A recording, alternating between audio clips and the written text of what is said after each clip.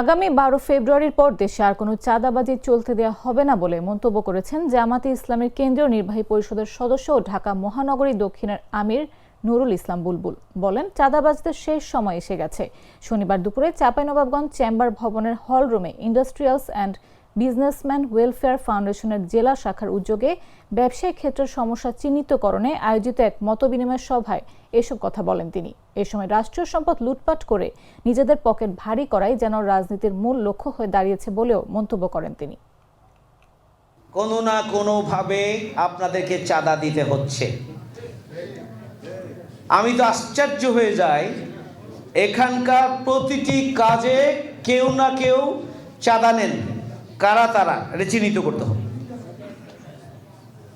প্রতিটি কাজে, বিশেষ করে এখানকার যে রোড ঘাট রাস্তার যে কন্ট্রাক্টর যারা রয়েছেন তারা স্বাভাবিকভাবে কাজ করতে পারেন না। কন্ট্রাক্টরদেরকে একটা পার্সেন্টেজ দিতে হয়, না হলে কাজ আটকে যাবে এবং প্রভাবশালী ব্যক্তিদের কাছেই সেই টাকাটা পৌঁছাতে হয়।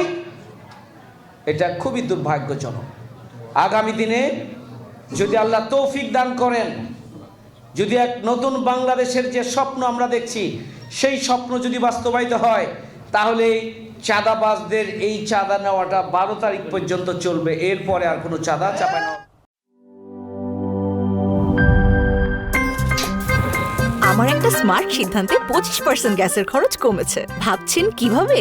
সাধারণ গ্যাস স্টোভ বদলে আমি এনেছি আরএফএল গ্যাস স্টোভ। এর সাইন্টিফিক নজল ও ব্রাস বার্নার ক্যাপ সমানভাবে তাপ ছড়িয়ে রান্না করে দ্রুত। তাই গ্যাসও বাঁচায় 25%, টাকাও বাঁচে 25%। আরএফএল গ্যাস স্টোভ নিরাপদ ও গ্যাস সাশ্রয়ী।